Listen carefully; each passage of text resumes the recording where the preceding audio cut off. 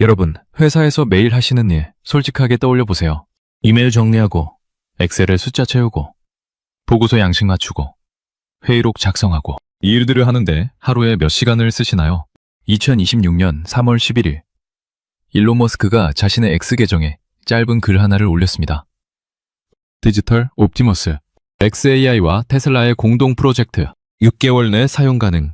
이 세 문장이 전 세계 노동시장을 뒤흔들기 시작했습니다. 디지털 옵티머스가 하는 일을 한 문장으로 요약하면 이렇습니다. 컴퓨터 화면을 보고 마우스를 클릭하고 키보드를 치는 AI입니다. 사람이 컴퓨터 앞에서 하는 모든 사무작업을 그대로 따라합니다. 이게 왜 충격적이냐고요? 지금까지 AI는 글을 써주거나 그림을 그려주거나 질문에 답해주는 수준이었습니다. 하지만 디지털 옵티머스는 다릅니다. AI가 직접 여러분의 컴퓨터를 조작합니다. 화면을 읽고 판단하고 실행까지 합니다. 세계 경제 포럼은 2030년까지 전 세계에서 약 1,400만 개의 일자리가 순손실될 것으로 전망했습니다. 그런데 디지털 옵티머스의 등장은 이 시계를 훨씬 더 빠르게 돌릴 수 있습니다. 오늘 우리는 이 프로젝트의 정체를 완전히 해부해 보겠습니다. 도대체 디지털 옵티머스가 뭔지, 어떤 원리로 작동하는지, 진짜로 사람의 일자리를 빼앗는 건지, 그리고 우리는 무엇을 준비해야 하는지 이 영상을 끝까지 보시면 답을 찾으실 수 있습니다. 자, 먼저 디지털 옵티머스의 정체부터 파헤쳐 봅시다. 여러분이 테슬라 하면 떠올리는 옵티머스가 있죠? 공장에서 걸어다니고 물건을 나르는 그 휴머노이드 로봇 말입니다. 테슬라는 이 물리적 로봇 옵티머스의 3세대 모델을 올 여름부터 생산할 계획입니다. 가격은 대당 2만에서 3만 달러, 우리 돈 약 2,700만 원에서 4천만 원 수준을 목표로 하고 있죠. 2026년 내 약 15만 대 생산이 목표입니다. 그런데 머스크는 여기서 멈추지 않았습니다.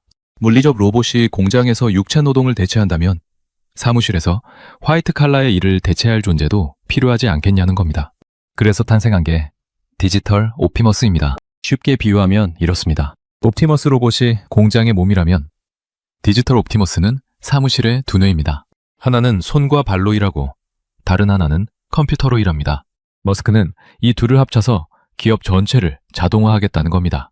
그렇다면 디지털 옵티머스는 구체적으로 어떻게 작동할까요? 여기서부터가 진짜입니다. 머스크는 이 시스템을 인지심리학의 개념을 빌려 설명했습니다. 인간의 사고방식에는 두 가지 시스템이 있다는 유명한 이론이 있습니다. 노벨 경제학상을 받은 데니얼 카너먼이 제안한 건데요. 시스템 1은 직관적이고 빠른 반응입니다. 길을 걷다가 앞에 장애물이 나타나면 생각 없이 피하는 것처럼요. 시스템 2는 논리적이고 깊은 사고입니다. 수학 문제를 풀거나 계약서를 검토할 때 머리를 쓰는 방식이죠. 디지털 옵티머스는 이 두 시스템을 AI로 구현한 겁니다. 시스템 5의 역할, 그러니까 깊이 생각하고 판단하는 역할은 xAI의 거대 언어 모델, 그록이 맡습니다. 그록이 전체 상황을 파악하고 뭘 해야 할지 지시를 내립니다. 시스템 1의 역할, 즉 화면을 보고 즉각적으로 클릭하고 타이핑하는 실행은 테슬라가 개발한 AI 레이어가 담당합니다. 이 레이어는 컴퓨터 화면의 영상 데이터와 키보드, 마우스 입력 신호를 5초 단위로 실시간 분석합니다. 5초입니다. 여러분이 컴퓨터 화면에서 뭔가를 하면 5초 안에 AI가 그걸 인지하고 따라합니다. 기존의 RPA, 로봇 프로세스 자동화라고 불리는 기술은 미리 정해진 규칙에 따라 반복 작업만 했습니다. 엑셀 A열의 숫자를 B열에 복사하라. 이런 단순 명령이죠. 하지만 디지털 옵티머스는 차원이 다릅니다. 화면의 변화를 스스로 인지하고 대응합니다. 예를 들어 회계 결산 중에 예상치 못한 오류가 뜨면 기존 RPA는 멈춥니다. 디지털 옵티머스는 오류를 읽고 원인을 분석하고 해결책을 실행합니다. 이건 단순 자동화가 아니라 자율적 판단입니다. 그런데 여기서 중요한 질문이 생깁니다. 이런 기술을 만드는 게 머스크만은 아니잖아요. 맞습니다. 지금 AI 에이전트 시장에서는 치열한 전쟁이 벌어지고 있습니다. 엔트로픽은 컴퓨터 유즈라는 기능으로 AI가 직접 컴퓨터를 조작하는 기술을 선보였습니다. 오픈AI는 CUA, 컴퓨터 유징 에이전트라는 이름의 오퍼레이터를 출시했죠. 구글도 딥마인드의 마리너를 개발 중입니다. 와튼스쿨의 에단 몰릭 교수는 현재 AI 에이전트 분야에서 엔트로픽, 구글, 오픈AI가 공동 1위이고 xAI는 약 7개월 뒤처져 있다고 평가했습니다. 머스크도 이 분석을 인정하면서도 이렇게 답했습니다. xAI는 올해 안에 따라잡고 3년 내에 2등이 누군지 보려면 제임스 웹 우주망원경이 필요할 정도로 앞서 나갈 것이다. 전형적인 머스크식 과장이죠. 하지만 이 과장 뒤에 있는 전략은 간과할 수 없습니다. 자, 그러면 지금부터 핵심 질문으로 들어가 보겠습니다. 디지털 옵티머스가 실제로 도입되면 기업의 돈은 어떻게 흐를까요? 여러분이 다니는 회사를 예시로 들어보겠습니다. 직원 100명 규모의 중소기업을 생각해 봅시다. 이 회사의 연간 인건비는 얼마일까요? 한국 기업의 평균 연봉이 약 4,200만 원입니다. 100명이면 연간 42억 원이 인건비로 나갑니다.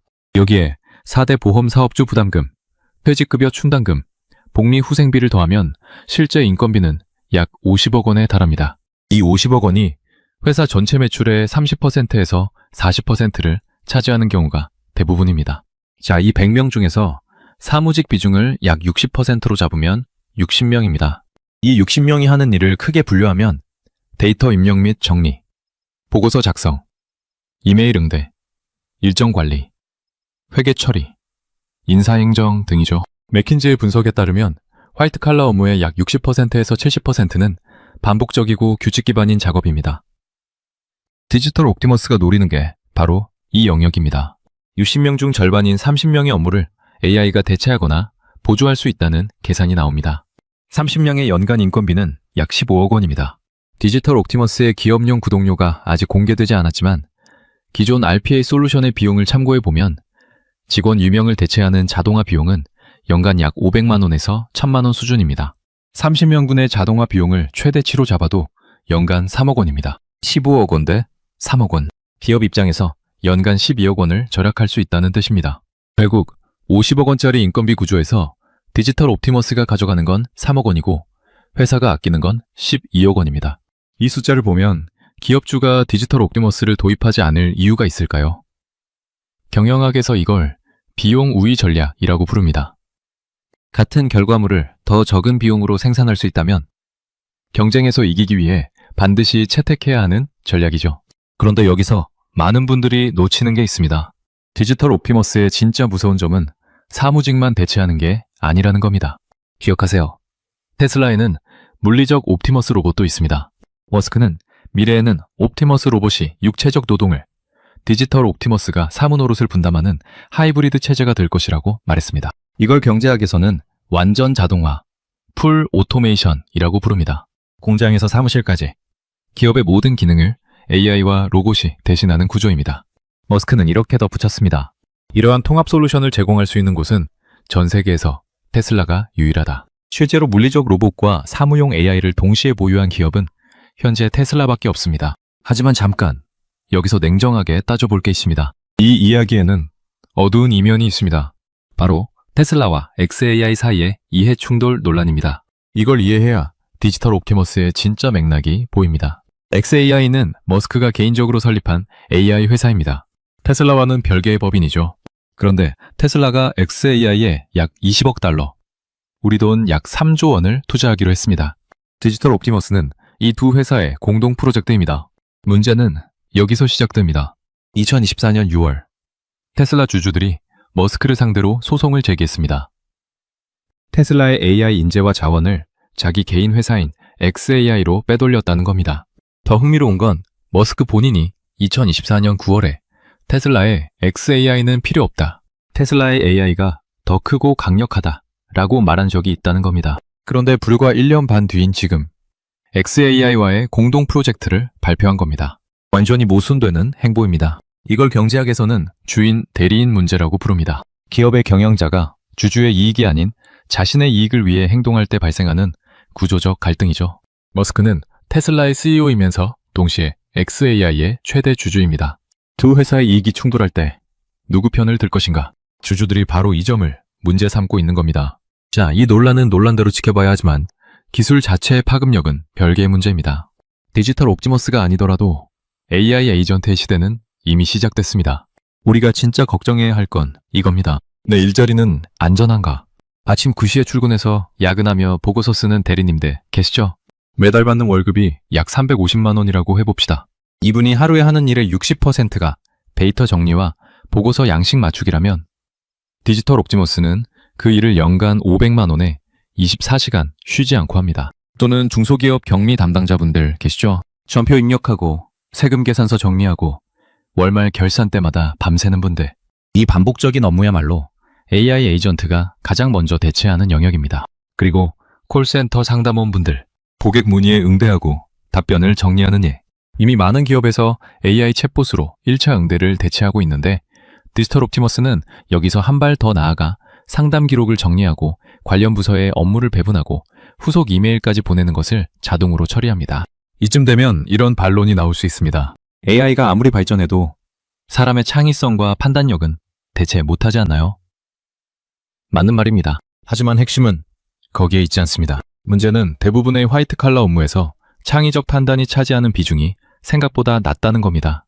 맥킨지의 분석처럼 사무직 업무의 60%에서 70%가 반복적이고 규칙 기반입니다. AI가 이 부분을 가져가면 기업은 창의적 판단이 필요한 30%의 업무를 위해 소수의 인력만 유지하면 됩니다. 결국 100명이 하던 일을 30명이 하게 된다는 뜻입니다. 나머지 70명에게 필요한 건 새로운 기술이거나 새로운 일자리입니다. 이걸 경제학에서는 기술적 실업이라고 부릅니다. 기술의 발전 속도가 노동자의 재교육 속도를 앞지를 때 발생하는 구조적 실업이죠. 흥미로운 건 이 현상이 역사적으로 반복돼 왔다는 겁니다. 산업혁명 때 수직공들이 기계에 일자리를 빼앗겼습니다. 그들은 기계를 부수는 러다이트 운동을 벌였죠. 하지만 결과적으로 기계는 수직공보다 훨씬 많은 공장 노동자의 일자리를 새로 만들어냈습니다. 그렇다면 이번에도 마찬가지일까요? 여기서 한 가지 중요한 차이가 있습니다. 과거의 자동화는 블루칼라, 즉 육체 노동을 대체했습니다. 하지만 이번 AI 자동화는 화이트 칼라, 즉 지식 노동을 대체합니다. 재교육의 방향이 완전히 달라지는 겁니다. 미국에서는 이미 흥미로운 현상이 나타나고 있습니다. 메벨리오 랩스의 데이터에 따르면 2014년부터 2025년 사이 화이트 칼라 신규 채용 공고가 12.7% 감소했습니다. 반면 전기기사, 배관공 같은 블루칼라 직종의 연봉은 급등하고 있습니다.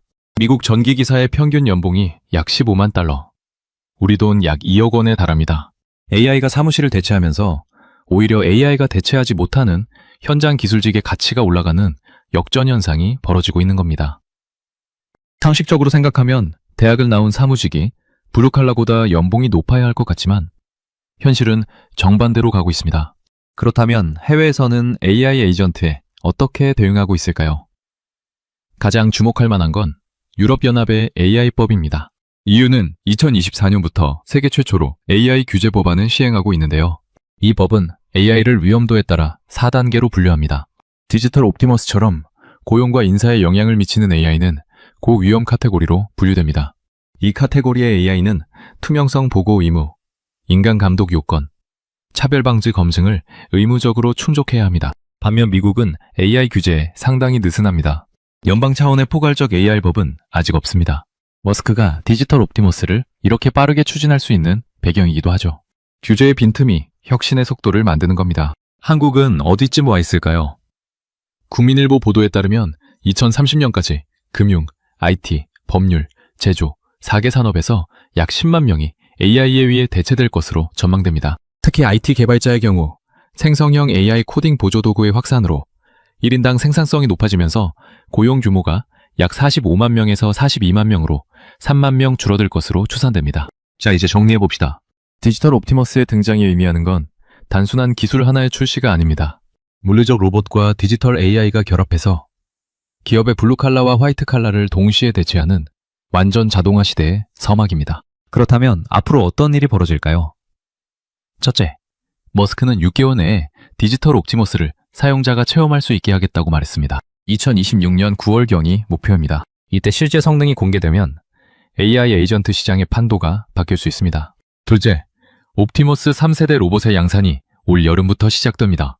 디지털 옵티머스와 물리적 옵티머스가 동시에 시장에 나오면 테슬라의 기업가치 산정 방식 자체가 바뀔 수 있습니다. 전기차 회사가 아니라 AI 로봇 회사로 재평가받는 거죠. 셋째, xAI와의 이해 충돌 소송 결과가 중요합니다. 주주 소송에서 머스크가 불리한 판결을 받으면 디지털 옵티머스 프로젝트의 구조 자체가 변경될 수 있습니다. 우리가 준비해야 할 것은 명확합니다. 첫째, AI가 대체하기 어려운 역량을 키워야 합니다. 복잡한 상황에서의 판단력, 인간관계의 조율, 창의적 문제 해결. 이 영역은 당분간 AI의 손이 닿지 못합니다. 둘째, AI를 도구로 쓸 줄 아는 사람이 되어야 합니다. AI에게 대체되는 사람이 아니라 AI를 지휘하는 사람이 살아남습니다. 디지털 옵티머스가 보고서를 쓰게 하고 그 결과물을 검토하고 방향을 정하는 건 여전히 사람의 몫입니다. 셋째, 투자자라면 AI 에이전트 생태계 전체를 봐야 합니다. 테슬라만이 아니라 엔트로픽, 오픈 AI, 구글, 그리고 여기에 반도체를 공급하는 엔비디아까지 AI 에이전트 전쟁에 수혜를 받는 산업 전체에 관심을 가져야 합니다. 자, 오늘 우리는 머스크의 디지털 옵티머스를 처음부터 끝까지 해보했습니다. 5초 단위로 화면을 분석하는 AI 사무원의 작동 원리를 파헤쳤고 기업의 인건비 구조에 어떤 지각 변동을 일으킬지 숫자로 추적했습니다. 머스크의 말이 항상 약속대로 실현되지는 않습니다. FSD 완전 자율주행도 몇 년째 지연되고 있죠. 하지만 방향 자체는 틀리지 않았습니다. AI가 사무실을 점령하는 건 이제 가능성의 문제가 아니라 시간의 문제입니다. 여러분은 디지털 옵티머스가 여러분의 업종에 어떤 영향을 미칠 거라고 생각하시나요? 댓글로 여러분의 직업과 함께 생각을 들려주세요. 이런 AI 시대의 핵심 트렌드를 놓치고 싶지 않으시다면 구독과 좋아요 부탁드립니다. 변화의 속도가 빨라질수록 먼저 아는 사람이 유리합니다. 다음 영상에서 뵙겠습니다. 한때 유럽의 경제 엔진이라 불리던 독일이 지금 주요국 중 유일하게 마이너스 성장으로 무너지고 있습니다. 그런데 독일을 이렇게 만든 건 놀랍게도 독일 자신이었습니다. 독일은 중국에 당한 게 아닙니다. 독일이 중국을 선택했습니다. 황금알을 낳는 거위인 줄 알고 끌어안았던 중국이 어느 날 독일을 통째로 집어삼키기 시작한 거죠. 오늘은 유럽 최강 제조 강국이 어떻게 제 손으로 무덤을 팠는지 그 전말을 끝까지 따라가 봅니다. 그리고 마지막엔 이 질문이 남습니다. 독일을 삼킨 그 덫, 정말 우리하고는 상관없는 일일까요? 먼저 우리가 알던 독일이 얼마나 대단한 나라였는지부터 짚고 넘어가야 합니다. 그래야 지금의 추락이 왜 이렇게까지 충격적인지 제대로 와닿거든요. 독일하면 뭐가 떠오르시나요? 벤츠, BMW, 아우디, 폭스바겐. 자동차 좀 안다는 분들이 들으면 가슴이 웅장해지는 이름들이죠. 이 4개의 브랜드가 사실상 전 세계 자동차 시장의 자존심이었습니다. 독일은 그냥 차를 잘 만드는 나라가 아니라 차를 만든다는 게 어떤 의미인지를 전 세계에 가르쳐준 나라였어요. 전쟁으로 폐허가 됐던 나라가 라인강의 기적이라는 말까지 만들어내며 다시 일어섰고 그 뒤로 수십 년 동안 유럽 경제를 끌고 가는 엔진 역할을 했습니다. 비유하자면 독일은 반에서 늘 1등만 하던 우등생이었어요.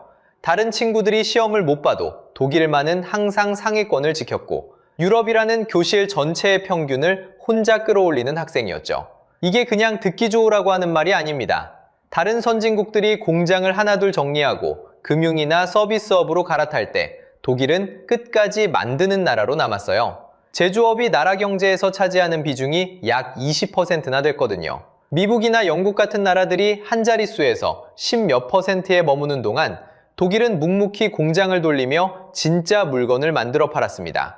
손에 잡히는 걸 만들어 수출하는 어찌 보면 가장 단단한 경제였던 셈이죠. 그 힘이 얼마나 셌냐면요. 유럽에서 유로화를 쓰는 나라들을 다 합쳤을 때 그 전체 경제 규모와 공장에서 나오는 생산량의 약 30%를 독일 혼자 책임졌습니다. 수출은 더해서 약 32%를 독일이 짊어졌어요. 유럽이라는 거대한 건물이 있다면 독일은 그 건물을 떠받치는 가장 굵은 대들보였던 겁니다. 독일이 휘청하면 유럽 전체가 같이 흔들릴 수밖에 없는 구조였죠. 그리고 이 잘 나가던 우등생이 인생 최고의 전성기를 맞이하던 그 순간 운명처럼 한 시장을 만납니다. 바로 중국이었어요. 당시 중국은 독일 입장에서 그야말로 꿈의 시장이었습니다. 인구는 어마어마하게 많은데 이제 막 살림살이가 펴지면서 너도 나도 좋은 차를 사고 싶어 했거든요. 독일 차는 거기서 명품 대접을 받았고 만들기가 무섭게 팔려나갔습니다. 폭스바겐 같은 경우는 그 브랜드로 파는 차 2대 중 1대 가까이, 그러니까 약 46%를 중국에서 팔 정도였어요. 거의 절반을 한 나라에 기댄 겁니다. 독일에게 중국은 황금알을 낳는 거위였습니다. 가만히 끌어안고만 있어도 알아서 황금알을 척척 낳아주는 거위요. 아니 거위 정도가 아니라 버튼만 누르면 현금이 콸콸 쏟아지는 인출기에 더 가까웠죠. 차를 만들어서 중국에 실어 보내기만 하면 돈이 들어오는데 그걸 마다할 이유가 어디 있겠어요? 독일은 이 거위를, 이 현금 인출기를 점점 더 꽉 끌어안기 시작했습니다. 그런데 이 황금 거위가 어느 날 주인의 손을 물어뜯기 시작했습니다. 그것도 아주 처참하게요. 그 결과는 숫자로 고스란히 드러났습니다.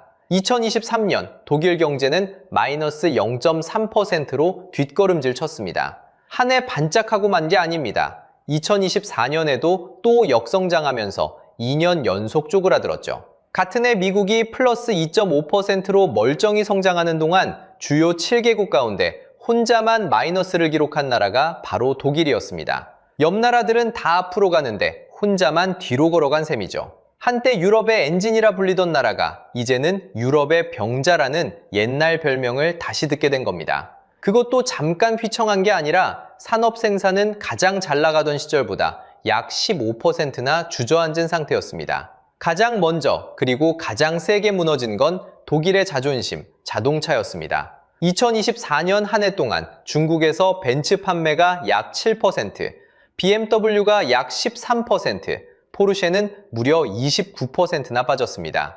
현금 인출기였던 중국 시장이 거꾸로 등을 돌린 거죠. 충격은 실적으로 이어졌습니다. BMW의 2024년 영업이익은 1년 만에 약 38% 가까이 줄었고 벤츠도 30% 넘게 쪼그라들었습니다. 잘 팔던 시절 벌어들이던 돈의 3분의 2 수준으로 주저앉은 셈입니다. 상징적인 장면도 있었습니다. 무려 15년 동안 중국 판매 1위를 놓치지 않던 폭스바겐이 2023년 중국 토종업체 비아디에게 그 왕좌를 내준 겁니다. 2008년 이후 처음으로 외국 브랜드가 중국 1위 자리에서 끌려 내려온 순간이었죠. 남의 안방에 들어가 15년을 군림하던 손님이 어느새 그 집 막내한테 밀려난 겁니다.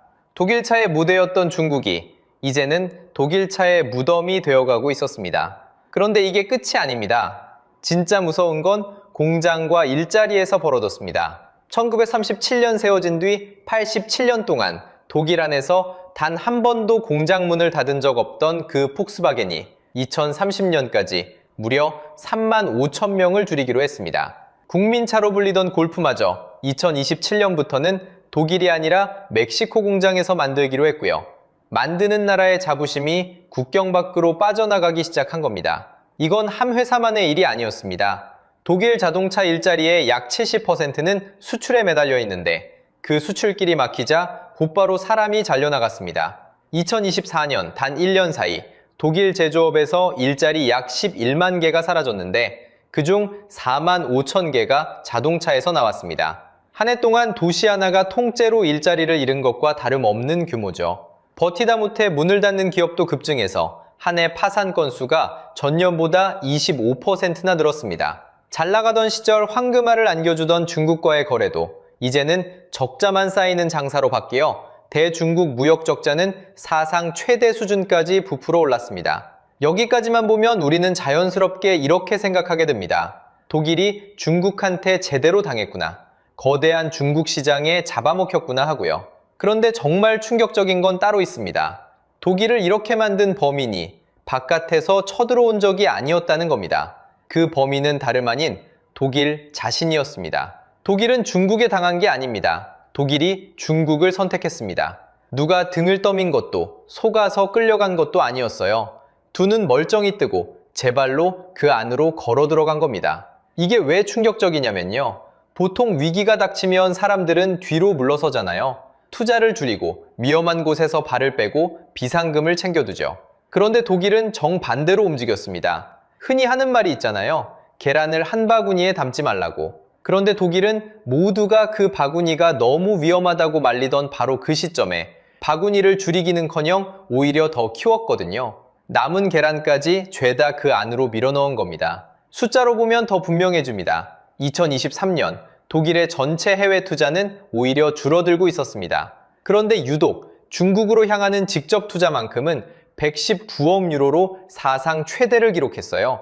전년보다 더 늘어난 겁니다. 그 결과 독일이 해외에 투자한 돈 가운데 중국이 차지하는 비중이 10.3%까지 치솟았는데 이건 2014년 이후 가장 높은 수치였습니다. 모두가 발을 빼던 곳에 독일은 돈을 더 밀어넣은 거죠. 정치도 마찬가지였습니다. 독일의 지도부는 재임 기간 내내 거의 매년 중국을 찾아갔습니다. 무역과 일자리가 걸려 있으니 중국과의 관계를 틀어주는 게 곧 독일 경제를 지키는 길이라고 믿었던 거예요. 황금알을 낳는 거위를 더 끌어안는 것, 그게 독일의 국가 전략이었던 셈입니다. 그런데 말이죠. 독일이 제 손으로 한 일은 이게 끝이 아니었습니다.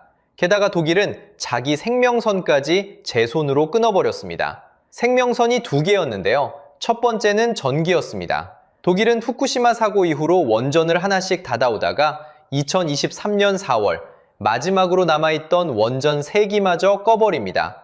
탈원전을 완성한 거죠. 두 번째는 가스였습니다. 전쟁이 터지기 직전 독일은 쓰는 천연가스의 절반이 넘는 약 55%를 러시아에서 받아오고 있었습니다. 그런데 노르트스트림이라는 가스관이 폭발하면서 그 가스를 실어 나르던 능력의 약 75%가 한순간에 사라져버렸어요.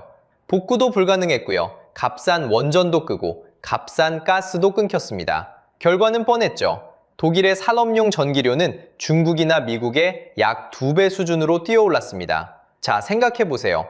만드는 나라 독일의 가장 큰 무기가 뭐였습니까? 좋은 물건을 합리적인 값에 찍어내는 능력이었잖아요. 그런데 물건을 만드는 데 들어가는 전기값이 경쟁국의 2배라면 그 무기는 이미 무뎌져진 겁니다. 공장을 돌릴수록 손해가 나는 구조가 된 거예요. 그래서 어떤 일이 벌어졌을까요? 독일을 대표하는 화학회사 바스프가 상징적입니다. 이 회사는 2022년 한 해에만 에너지 비용이 약 32억 유로, 우리 돈으로 4조 원 넘게 더 들었습니다. 그것도 그 부담의 대부분이 유럽, 그 중에서도 독일에 몰려 있었어요. 그러니 견딜 재간이 없었겠죠. 바스프는 본국인 독일의 생산 라인부터 줄이기 시작했습니다. 대신 중국 남부에 약 100억 유로를 들여 거대한 새 단지를 짓기로 했고요. 독일 안에서는 에너지 값을 감당 못해 빠져나오고 그 돈을 고스란히 중국에 쏟아붓는 거죠. 독일을 탈출해서 중국으로 간다. 독일 산업의 속살이 이렇게 드러난 겁니다. 그리고 이건 한 회사만의 이야기가 아니었어요. 독일 기업 10곳 중 4곳 가까이가 이미 생산을 줄이거나 아예 해외로 옮기는 걸 검토하고 있었으니까요. 정리하면 이렇습니다. 위험하다는 경고에도 중국의 베팅을 키웠고 동시에 자기 산업의 원가 경쟁력까지 제 손으로 무너뜨렸습니다. 외부의 적이 칼을 들이댄 게 아니라 독일이 스스로 방어막을 하나씩 벗어던진 거예요. 솔직히 말씀드리면 유럽 최강이라던 나라가 이렇게 자청해서 함정으로 걸어 들어갔다니까요. 그런데 여기서 한 가지 의문이 남습니다. 독일이 제 발로 들어간 그 함정 말이에요. 그게 정말 단순한 시장이었을까요? 사실은 처음부터 아주 정교하게 짜여진 덫이었습니다. 황금알을 낳는 거위인 줄 알았던 중국의 진짜 정체가 바로 다음 이야기에서 드러납니다. 중국 시장에는 처음부터 한 가지 규칙이 있었습니다. 들어오려면 합작을 해야 한다. 외국 기업이 혼자서는 차를 만들 수 없고 반드시 중국 회사와 짝을 지어야 한다는 거였죠. 독일 입장에선 별일 아니었습니다. 어차피 기술은 우리가 100년 동안 쌓은 거고 중국은 아직 한참 멀었으니까요. 그렇게 독일은 엔진 기술과 생산 노하우를 중국 합작사에 차근차근 넘겨줬습니다. 황금알을 받아먹는 대가치고는 싸다고 생각한 거죠. 그런데 이게 바로 덫의 첫 단추였습니다. 합작은 시장을 여는 열쇠가 아니라 기술을 빨아들이는 빨대였던 겁니다. 중국은 독일의 기술을 흡수하는 동안 뒤에서 자국 기업을 정부가 직접 키웠습니다. 보조금을 쏟아붓고 부품 공급망을 통째로 만들어주고 자국 시장을 마당처럼 내줬죠. 그러니까 이건 기업과 기업의 싸움이 아니었습니다. 독일 회사 한 곳이 중국이라는 나라 전체와 싸우는 구도였던 겁니다. 처음부터 이길 수 없는 게임이었던 거죠. 문제는 이 게임의 판이 통째로 바뀌어버렸다는 겁니다. 바로 전기차 때문입니다. 휘발유로 가는 내연기관차는 부품이 약 3만 개나 들어갑니다. 엔진 하나를 제대로 만드는 데만 수십 년이 걸리죠. 이 어마어마한 복잡함이 바로 독일이 100년 동안 쌓아 올린 성벽이었습니다. 후발주자가 아무리 돈을 부어도 이 벽을 넘기가 힘들었어요. 그런데 전기차는 부품이 약 10,000개밖에 안 됩니다. 엔진이 통째로 사라지고 배터리와 모터가 그 자리를 대신하죠. 독일이 100년 걸려 쌓은 성벽이 게임의 규칙이 바뀌는 순간 그냥 사라져버린 겁니다. 더 이상 넘을 벽이 없어진 거죠. 그러자 흡수를 끝낸 중국 기업이 본색을 드러내기 시작했습니다. 대표 주자가 바로 BYD입니다. 2023년 BYD는 약 15년 동안 중국 시장 1위를 지키던 폭스바겐을 끌어내렸습니다. 중국 땅에서 토종 브랜드가 외국 브랜드를 제친 건 2008년 이후 처음 있는 일이었죠. 황금알을 낳던 거위가 주인을 물기 시작한 순간입니다. 여기서 멈췄다면 그래도 안방 싸움이었을 겁니다. 그런데 진짜 무서운 건 이게 중국 안에서 끝나지 않았다는 거예요.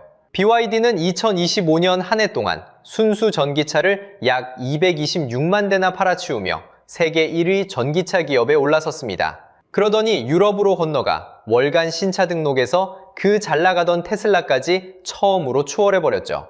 독일의 기술을 배우던 학생이 이제 독일의 안방인 유럽 시장 한복판에서 주인 행세를 하기 시작한 겁니다. 유럽이 가만히 있었던 건 아닙니다. 이유는 중국산 전기차가 너무 싸게 밀려들자 추가로 관세를 매겼습니다. BYD에는 17%, 회사에 따라서는 최대 35%가 넘는 관세를 붙였죠. 자국 산업을 지키려는 방어막이었습니다. 그런데 중국은 이마저도 가볍게 넘어버립니다. 2025년 10월 BYD가 유럽 한복판인 헝가리에 공장을 돌리기 시작한 겁니다. 유럽 안에서 직접 만들어 팔면 수입품이 아니니까 관세를 매길 수가 없죠. 방어막을 세우자마자 그 안쪽으로 들어와 버린 셈입니다. 실제로 유럽에서 팔린 중국산 순수 전기차는 관세를 맞고도 오히려 60% 넘게 들어 약 23만 대까지 불어났습니다. 자, 이제 처음의 그림을 다시 떠올려 보시죠. 독일은 황금알을 낳는 거위를 끌어안았다고 믿었습니다. 그런데 알을 받아먹으며 정성껏 키우는 동안 그 거위는 슬그머니 용으로 자라고 있었던 겁니다. 그리고 다 자란 용은 알을 주는 대신 주인을 통째로 집어삼키기 시작했죠. 미끼를 던지고 기술을 흡수하고 시장을 역전하더니 이제 독일의 안방까지 역습해 들어온 겁니다. 이건 둘이 사이좋게 이득을 나누는 윈윈이 아니었습니다. 처음부터 끝까지 아주 치밀하게 짜인 한편의 사냥이었던 거죠. 제조협력이라는 간판을 걸었지만 그 안에서 벌어진 건 기술을 통째로 가져가는 무대였던 셈입니다. 여기까지 들으면서 어떤 분들은 통쾌하셨을지도 모릅니다. 그렇게 자만하던 독일이 제 손으로 키운 용에게 당했으니까요. 그런데 이제 가장 불편한 질문을 던질 차례입니다. 독일이 섰던 바로 그 자리에 한국을 넣어보면 어떻게 될까요? 자, 솔직하게 말씀드리겠습니다. 독일 자리에 우리 이름을 넣어보면 마음이 편치 않습니다. 무서울 만큼 비슷한 구석이 보이거든요. 아니, 어떤 면에서는 한국이 독일보다 더 위험합니다. 왜냐고요? 한국은 독일보다 더 만드는 나라이기 때문입니다. 앞에서 독일 제조업이 GDP의 약 20%라고 했죠.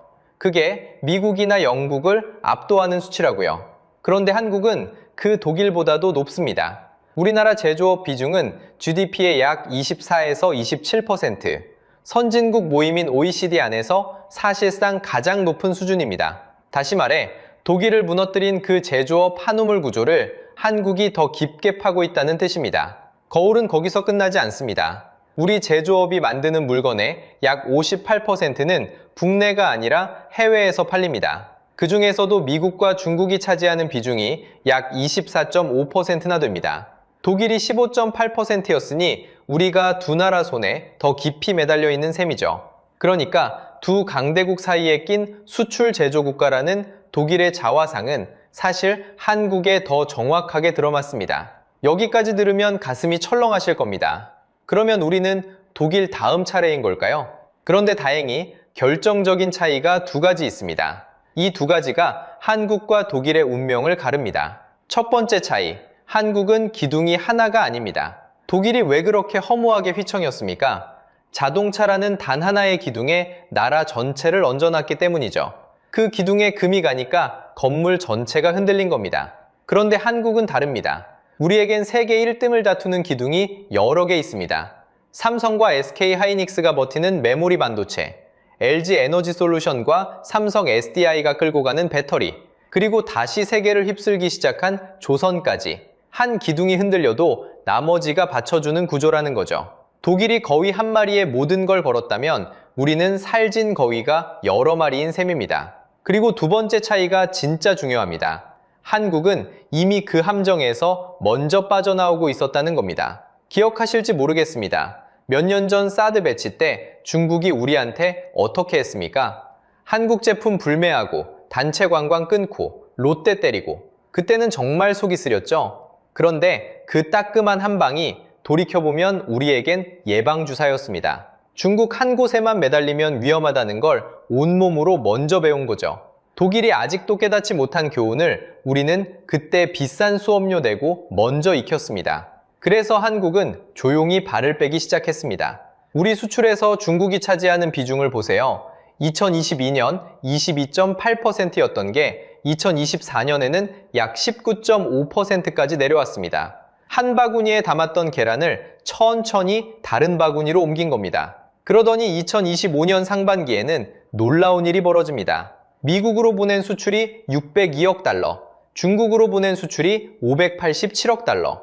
미국이 중국을 제치고 우리 최대 수출국 자리에 올라섰습니다. 무려 2003년 이후 처음 있는 일입니다. 20년 넘게 부동의 1위였던 중국 자리를 미국이 바꿔 앉은 거죠. 가장 상징적인 건 현대차입니다. 현대차는 중국에서 정말 쓴맛을 먼저 봤습니다. 한때 100만 대 넘게 팔던 시장에서 점유율이 1.4%까지 추락했고 약 1조 500억 원을 들여지은 충칭 공장을 약 2,900억 원의 헐가스로 넘겨야 했습니다. 공장도 5개에서 2개로 줄였죠. 당시엔 누가 봐도 굴욕적인 후퇴였습니다. 그런데 지금 와서 보면 어떻습니까? 중국이라는 늪에서 일찌감치 발을 뺀 그 결정이 결과적으로 신의 한 수가 됐습니다. 독일 자동차 회사들이 지금 중국에서 못 빠져나와 허우적대는 모습과 정확히 반대죠. 정리하면 이렇습니다. 구조만 놓고 보면 한국은 분명 독일보다 위험한 자리에 서 있었습니다. 더 제조업에 매달리고 두 강대국 손에 더 깊이 의존하니까요.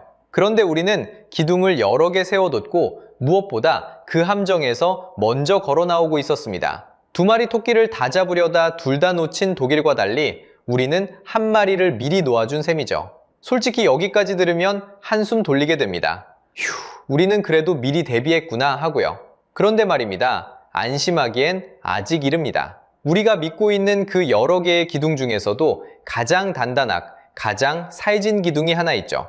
바로 반도체입니다. 독일을 삼킨 그 덫이 지금 우리의 가장 단단한 그 방패를 정조준하고 있거든요. 바로 그 방패가 메모리 반도체입니다. 자동차가 흔들려도 한국에는 반도체라는 든든한 기둥이 있으니 괜찮다고 다들 생각하시죠. 그런데 독일이 자동차에서 당했던 그 수법이 지금 우리 반도체를 향해 그대로 다가오고 있습니다. 중국의 CXMT라는 회사가 있습니다. 우리말로 창신 메모리라고 하는 곳인데요. 이 회사가 2025년에 고성능 D램, 그러니까 DDR5와 LPDDR5X라고 부르는 최신 메모리를 직접 양산하기 시작했습니다. 불과 몇 년 전까지만 해도 한참 뒤처졌다던 곳인데 지금은 삼성, SK하이닉스와의 기술 격차가 약 1년 수준까지 좁혀졌다는 평가가 나옵니다. 여기서 독일이 떠오르지 않으십니까?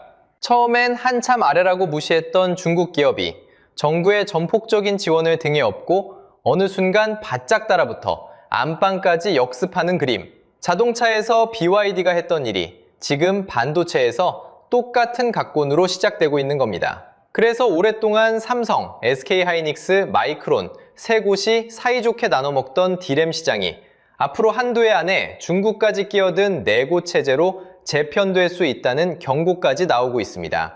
독일이 자동차에서 겪은 일이 한국 반도체에서 반복되지 않는다고 누구도 장담할 수 없게 된 거죠. 영상 내내 따라온 비유를 다시 떠올려 보겠습니다. 황금알을 낳는 거위인 줄 알았던 중국이 알을 받아먹는 사이 용으로 자라 주인을 삼켜버렸죠. 독일은 그 용에게 자동차라는 거위 한 마리를 통째로 내줬습니다. 다행히 한국에겐 거위가 여러 마리 있습니다. 반도체, 배터리, 조선. 하지만 바로 그 용이 지금 우리의 가장 살진 거위인 반도체를 노리고 있다는 게 불편한 진실입니다. 그럼 독일처럼 당하고 나서 뒤늦게 움직이면 되지 않냐고요. 독일이 지금 그 길을 보여주고 있습니다. 독일은 2025년에 헌법에 박아뒀던 빚장까지 풀어가며 5천억 유로, 우리 돈으로 약 770조 원짜리 특별기금을 꺼내들었습니다. 어마어마한 돈이죠. 그런데 이 돈은 한 번에 쏟아붓는 게 아니라 무려 12년에 걸쳐 나눠 집행됩니다. 불은 이미 다 타고 잿더미만 남았는데 그제야 소방차가 도착한 셈입니다. 2026년 성장률 전망치도 플러스 1.1%로 돌아서긴 했지만 이 회복의 절반은 그 재정으로 억지로 떠받친 겁니다. 스스로 일어선 게 아니라 링거를 꽂고 겨우 앉은 거죠. 산업 생산은 여전히 사상 최고였던 때보다 약 15%나 낮은 자리에 멈춰 있습니다. 자, 그래서 독일이 우리에게 남긴 교훈은 딱 3가지로 정리됩니다. 첫째, 모든 걸 한 바구니에 담지 말 것.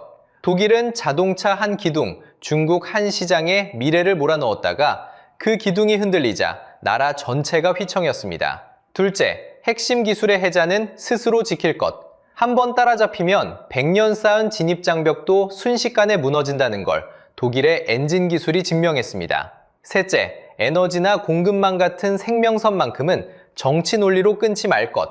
독일은 멀쩡한 원전을 끄고 가스 한 곳에 매달리다 제 손으로 원가 경쟁력을 무너뜨렸었습니다. 만드는 나라에게 값싼 에너지는 곧 목숨줄인데 그 줄을 스스로 잘라낸 셈이죠. 다행인 건 한국은 아직 시간이 있다는 점입니다. 우리는 사드라는 따끔한 예방주사를 먼저 맞았고 중국에 쏠렸던 무게를 먼저 덜어내기 시작했고 무엇보다 기댈 기둥이 여러 개입니다. 독일이 모든 걸 잃고 나서야 배운 교훈을 우리는 아직 멀쩡할 때 미리 읽고 있는 거죠. 독일의 몰락은 우리에게 절망이 아니라 비싼 수업료를 대신 치러준 교과서입니다. 방심하지 않는다면 우리는 분명히 다를 수 있습니다. 여러분은 어떻게 보시나요? 한국은 독일과 정말 다를까요? 아니면 그저 시간 문제일 뿐일까요? 여러분의 생각을 댓글로 남겨주세요. 구독과 좋아요는 이렇게 더 깊은 경제 이야기를 계속 이어가는 가장 큰 힘이 됩니다. 다음 영상에서 또 만나요.